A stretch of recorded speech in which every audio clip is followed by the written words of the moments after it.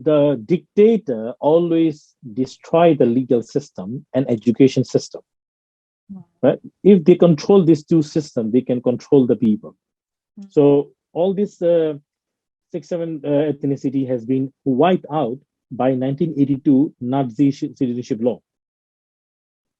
So this Nazi 1982 citizenship law still practicing under NUG government. They are not abolishing it.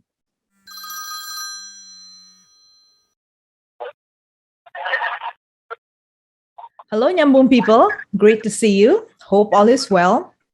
Let's now get you clicked and connect with the international politics around us. Myanmar, Myanmar, Myanmar. A country only about 3 hours away, going northeast of Jakarta. On the 6th of December 2021, it was reported that Aung San Suu Kyi, one of the leading opposition figure of Myanmar politics, is sentenced to 4 years in prison on charges of corruption and incitement.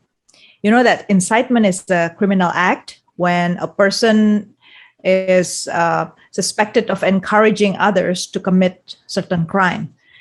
And this lady is 76 years old, and the sentence is not everything on the court. So this was just the first verdict of what was said about 12 more other charges against her. So if all odds are against her, she may be up to 100 years in prison. That's what news media said. So stay tuned here.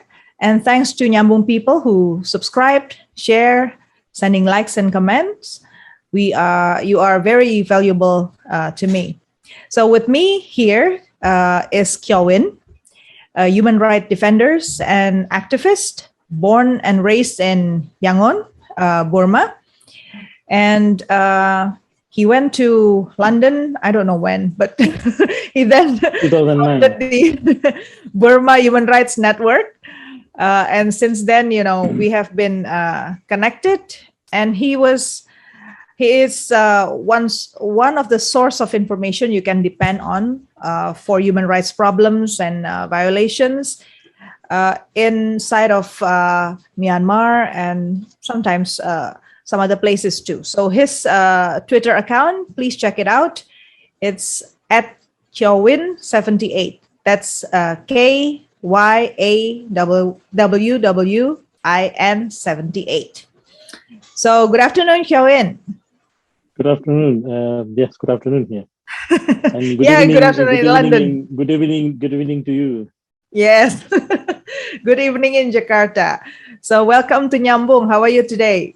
I am good. I am, as you see, keep following the situation in Burma, so I can't say that I'm good. I'm always, it's heartbreaking and to see everyday bloodshed and to hearing all the sad news. But on the other hand, there is a hope as well that how the young generation is so determined to overthrow this military, which has been become a destructive force since several decades, so oppressing all the minorities in Burma so long time. Yeah, it's too bad that the situation is still getting on concerning for both of us. So what was your first reaction on this news that Aung San Suu Kyi was being sentenced in prison? Well, I'm not surprised. That's what they definitely going to do. So, they try to shut her up, and she's she become obstacle for them. That's what they, thinking they want to do. But on the other hand, that is a different angles I would like to share here with you. Mm-hmm. Please. What one thing is, you see that look at the past 5 years, the military and NLD party. They were side by side. They were very much united when it comes to against the minority. For example, military operation in Kachin state, NLD government supported that. Military operation in Rakhine state, NLD government supported that. Even the Rohingya genocide, the NLD has supported that. NLD parliament called the Rohingya movement as a terrorist movement. And this terrorism, calling the terrorist movement, gives the way to the military to conduct the genocide. So these are the all complicit in minorities' views. When you look at the people who are oppressed, the oppressed minorities, marginalized minorities, for them is that's not the they see them together. They see them. You see that if I quote the AA leader, who what he said that this is a fight between the Burma power struggle, between the Burma ethnic leaders. So, but however, I think that this is more than that. What I see is we cannot separate what happened in Rakhine State and today the political changes in Burma. Okay. So this is very important to follow that track. But on the one hand, Aung San Suu Kyi also represent one of the face of the NUG, right? The National Unity Government that was just founded, established just before, just after the coup, right? So in general, do people in Myanmar share your thoughts about NUG as well, that they have been part of all this complacent? The idea, the shared, how much it is depend on the one experience and one an analytical ability. How can see the deep inside, how much inside you have. So in general, people all support Aung San Suu Kyi. Yes, people support that. But they ask the minorities. You can go and ask the Rohingya population in the refugee camps. How do they feel about that? Ask the Rakhine people who are today, facing a lots of difficulties in the Rakhine state. Ask the Kachin people, those who have been neglected by the NLD government during the government, the military is facing, they were facing military operation during that time. So these are the different people have a different views, but majority people sympathetic to her because of in her age, she's facing that kind of atrocities by the military. So why I said earlier, there is a connection. Let me link the dots. According to the military rule, the General Meng Online has to retire this age now. He has to retire. Okay, he has to retire from the military. So once he is retired, look at him. He has accusation of genocide. He has accusations of war crimes and crime against humanity by UN.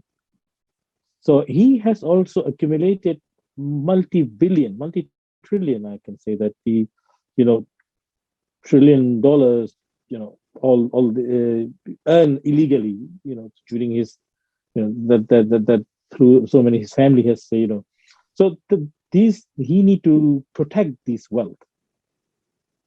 So what he sees is he was, what we heard from inside is that he offered the NLD government that he want lifelong president position after the election. That's what he want. So I think the NLD party cannot give this because the NLD party want to follow once we follow the 2008 constitution, let's follow that. So that's not, according to the 2008 constitution as well. And he cannot be, what he is thinking is he need a position, something to protect himself and to protect his interests, his wealth. So that's not going to happen because NLD government will refuse that. So that is one of the motivation for him to maintain. That means he is a very selfish and very, very big moron, what I say, who ready to kill thousands of people for his only one personal interest. That kind of mindset he has. So such a ruthless, So that is one of the motivation he has. So he has we must not forget that he is also complicit he is a main culprit for the genocide in Rohingya in 2017 on Rohingya people. So this is a very heinous crime, mother of all crimes he has committed. And the way they have killed and tortured the people, we all know, it's a well-known stories that Rohingya people has revealed. So the way he has conducting the military operation now, also very much similar patterns, the way he's doing it. So that is a motivation why he wants to control the power, and he is still, trying to maintain the power. But so you're saying that he's yeah. still very confident that if he doesn't eliminate Aung San Suu Kyi from the political stage, then somehow his political position will still be threatened. Huh? Absolutely, because not only Aung San Suu Kyi, he wants to eliminate the NLD party. Okay. So NLD party, and you see that their mindset, they are such a dangerous people. The way, if we look at it, when it comes to their interest, they don't even spare their own people. They don't even spare their own allies. They will go any further, any distance, any stage to achieve what they want to achieve. You see, that is a few years ago, they were very much united against the minorities, where the Rohingyas and the Rakhines, the Kachin people and Karen people, but now they are fighting each other very badly. So this is the military whom you can never rely. But on the other hand, NLD party, also people have trusted them. The first thing they did when they get into the power, the first thing they did was they didn't allow a Muslim to stand up in the election. So 2015 parliament was Muslim-free parliament, known as Muslim-free parliament. In the history of Burma, democratic history of Burma, Muslims and minorities and Christians always play a major role. But that is the only time during her era she didn't allow a Muslim to stand up as a member.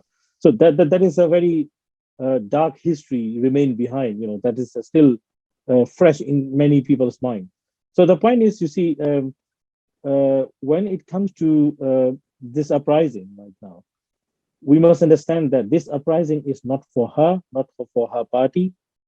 This is the uprising for the country, for the people, for the future of our coming generation.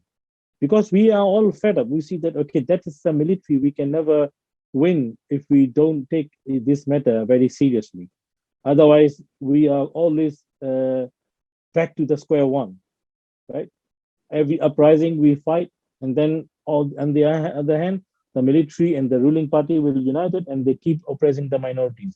The same circle of oppression is continued. This need to break down. This need to stop. So some of these, okay, you're saying a lot about the NLDs, and indeed there are more than Aung San Suu Kyi being sentenced. There were some 16 other people condemned with election fraud, so they said, including the president, Kyaw Win, for instance.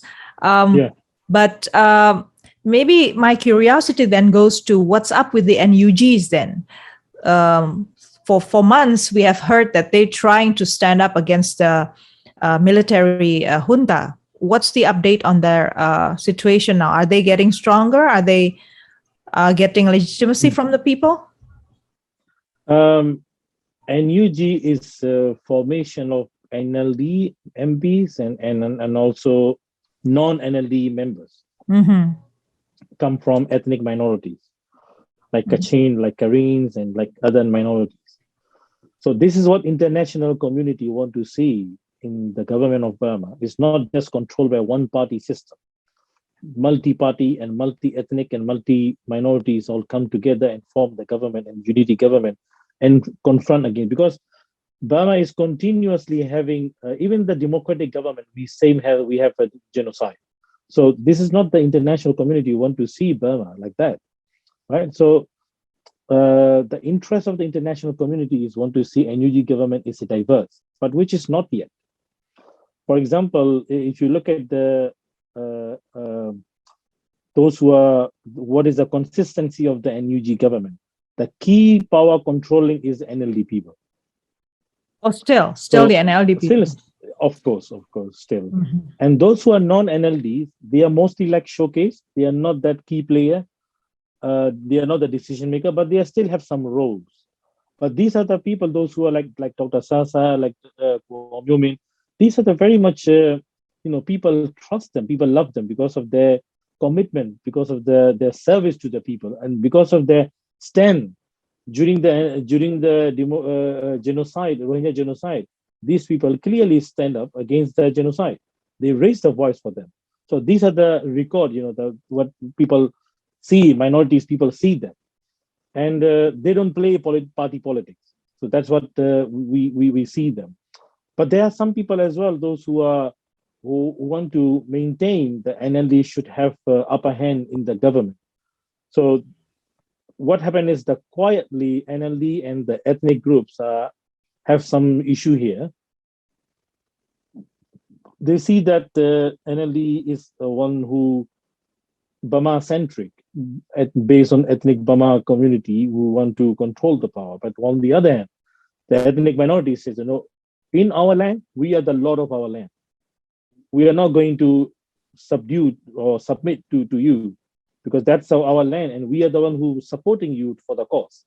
And frankly, to tell you frankly, if Kachin and Karen not support this uprising should end long ago, right? Because why this uprising can continue until today, there is huge sacrifice of the young people in Burma, huge support the ethnic arms group like Kachin and Kareens and other minority groups. So this is the beauty of the unity, what I'm saying. If we understand that, if I hope NLD people understand that, right, this is the country, we cannot control and rule and continue by one party, one interest. We need to have a united, multi interest, multi-party interest to serve them, and that is the way forward. I agree.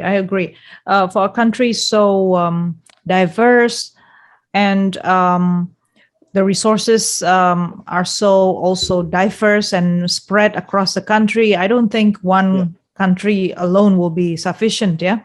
So back to this whole thing about the sentencing of Aung San Suu Kyi. So based on your story, this has nothing to do with legal system in Myanmar, right?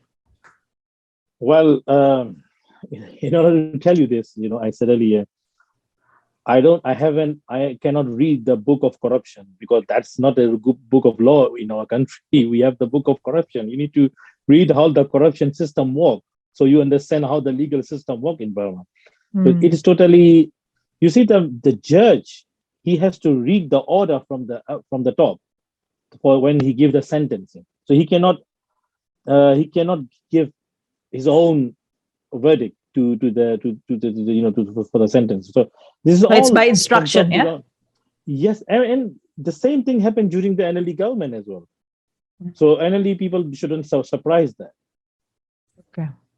So this system has been one of those who are lagged behind, yeah, in this. I mean, the dictator always destroy the legal system and education system. Right? If they control these two systems, they can control the people. So they corrupt the legal system, judiciary system, and also they corrupt the education. So they can corrupt everything. Right.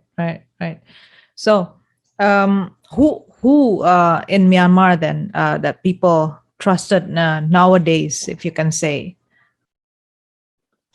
Of course, people trust Aung San Suu Kyi. People still respect her in large number. People still expect her. She can lead the country until now. Okay. But the minorities have different views. Minority leaders also have different views. But the majority, I see that Aung San Suu Kyi has still, very much favorable, and they still have faith on. Because you see, even us, when we are all this historically, the first person who during 88 uprising, the first person who asked Aung San Suu Kyi to lead is a Muslim. Is one of the very prominent Muslim writer. He was tortured and killed in the jail because of that. He has also a member of the Burma Navy. So what we see is, we all minorities had hope her that when she get into the power, she could help us. She could, help us to escape from our misery, the oppression we are facing. But the first thing she get into the power, she betrayed those people. So that is a situation. We had a very bumpy relation with the NLD party, but NLD was, one of our hope before. We have lots of hope on the party and on her leadership. So, but now what it says that we are on our own. We will not. That's not the safe for the. For example, if I tell you about Muslim community in Burma, for the future of Muslim community in Burma, it is the best interest for the community is to rely on their own, not to rely and expecting too much on the military or on any democratic party or any government, because those who are in the power position, they always exploit the minority. They always play with the interests of the minority. So we cannot keep our trust, 100% trust, and close our eyes and we just relax. No, it's not going to happen. We need But to there be are very powers. vigilant.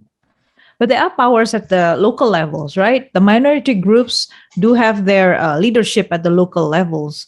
So perhaps it's just a matter No, of. let me tell you this. Through the military era, the people who has a very good military, very good economic interest with the military relation, who has a multi-million dollar investment each other and joint venture with the generals, these kind of Muslim become a Muslim leader because of the support from the generals. Nobody can confront them because they are very powerful. At the same time, the same way when during NLD, people who stand up with the NLD, who stand with the NLD, even though NLD committing genocide or complicit in Rohingya genocide, there are some Muslim activists, they join with the NLD in order to get the position.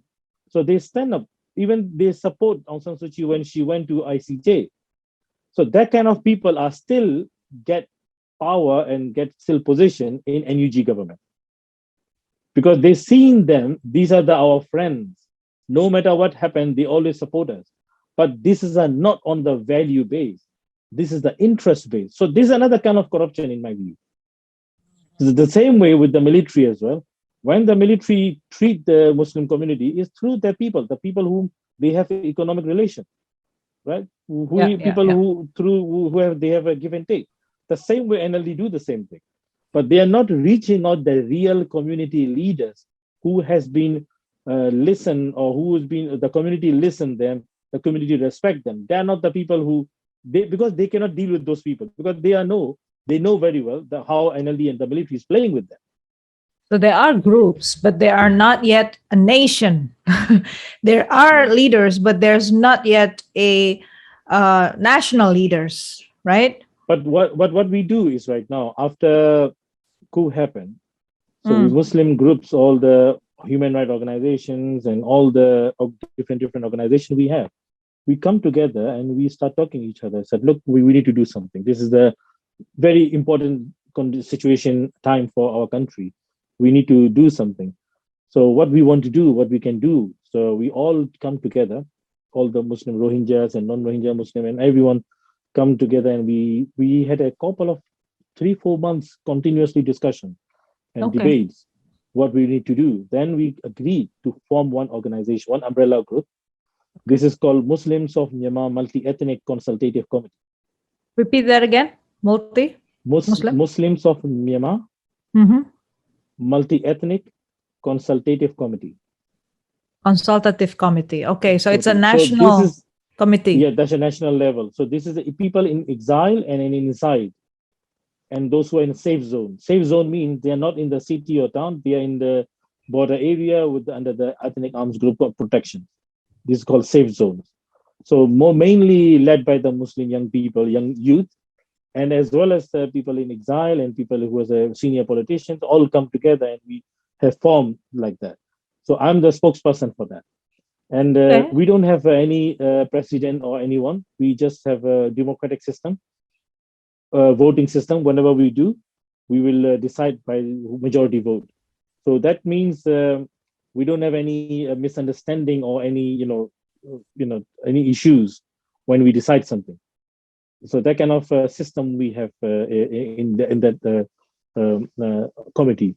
So this committee is, representing Muslims of Burma, Muslim of Myanmar, and this is say that so far we also met with the NUG government, and also we keep meeting with the international leaders as well, telling them what is our views and what is our observation on the NUG government and current situation.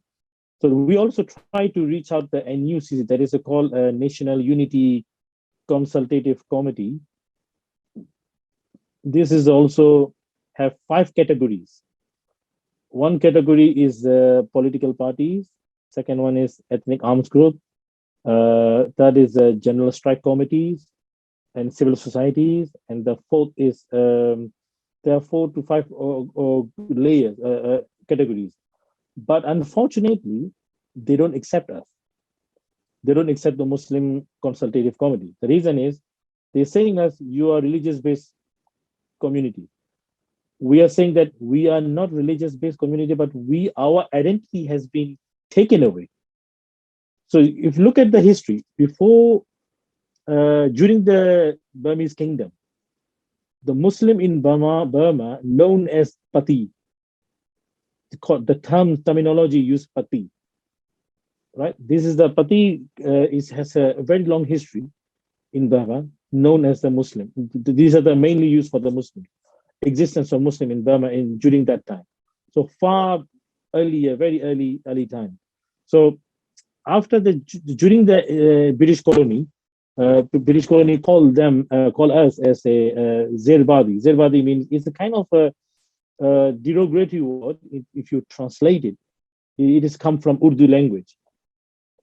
And when English gone, and when we got the independent during the government, democratic government, they call us Muslims of Burma, right? But according to 1974, 73, 74 consensus, there are several Muslim groups are recognized as ethnic of Burma. Okay, 6 or 7 groups, including Malay Muslim, Pashu, we call it Pashu. They are also Southern Burma. They exist. So it's Malay and Indo, the same descendants. Yeah, the language is the same. They speak Jawi. So all this 6, 7 ethnicity has been wiped out by 1982 Nazi citizenship law. So this Nazi 1982 citizenship law still practicing under NUG government. They are not abolishing it. So that is why they don't recognize our ethnicity. So they call us, we have no ethnicity. So the discrimination continues, even though under this NUG government. So this is a very clearly, you can see that how our existence, our historical existence has been denied, and we are not allowed. And if you look at the population, we are a very large population. We are 7 million population in Burma. Right. Compared to each and ethnic groups, we are much larger than that. But this is a widespread across the country, and if you look at the 6, 7 groups combination. But what we are asking is, accept our former ethnicity, or recognize us as a Muslims of Burma, as the ethnicity of Burma. So unfortunately, what happened is, because of the elimination of our terminology, we are losing our right. We have no right to say when our future has been discussed in the room. So we are kicked out from the room, said because we don't accept you, but we're still going to discuss about your future without you. That kind of attitude with the NUG and NUCC is happening. So my worry is, what about the democratic value now? What about the charter they are talking about? So there are so many contradictions going on with the NUG and NUC government. They need to answer that. I'm very sorry to hear that, especially it's a very critical situation. Yeah, first and foremost, to acknowledge everyone of people living in the land before everything, before any other things on governance. That's my own view. But the last time we discussed between us was the formation of the People's Defense Force. They recruit the youth going against Tatmadaw. But I heard that the violence never actually ceased. The Tatmadaw continues to chase people. So what happened? You see, the military is known as the devil in Burma. They do any kind of bloodshed and cruelties. There isn't any limit they will not do. So in BHRN, we have a monthly report. Every month we have we shared with our partners and colleagues and friends the monthly report. This monthly report, we have so many categories, and this, when I read this, particularly what I see is the military, when they come and find someone, and if they cannot find them, they arrest their family members. When they arrest their family members, like young people, young children, elderly people, without any discrimination, and sometimes they torture them as well. When the suspect come and arrest, surrender them, and they torture that person until they passed away, and within hours, so next day, the dead body returned to the family. So that means arrested by the military means it's a death sentence. So that kind of illegal, that's totally crime. This is a crime. Without any judicial process, killing someone is a crime. And this is a very systematic and widespread crime, which is called crime against humanity. It's happening in Burma a long time now. And international has failed to take action and failed to protect the civilian as well. So the PDF is the people who are from the local young people. They see that their own neighbors, their own friends, their relatives have been killed, shot dead brutally and mercilessly. So they said that we have to protect ourselves. That's their right to protect themselves. So when they protect themselves, they are not sufficiently weaponized or trained. So what happened is some of the young people fled from their homes and sheltering in ethnic arms group control area. And then the ethnic leaders also see them and they're sympathetic to them. They show their sympathy and they protected them. They're feeding them, they give them shelter. Also, on the request of these young people, they give them training to protect themselves. So these young people, they come back. Some of them, they come back and they form, it is very ad hoc and informal way.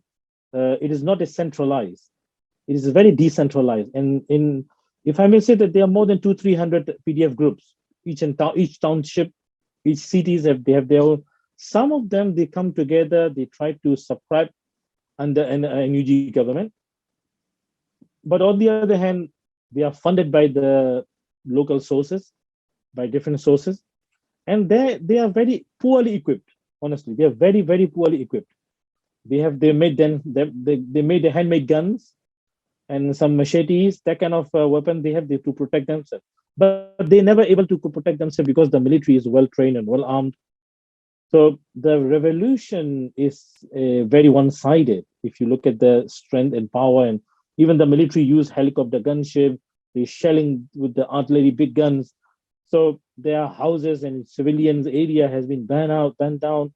If you look at the Chin state and Zagain state, there are a huge number of IDPs coming out, and they don't receive any humanitarian aid.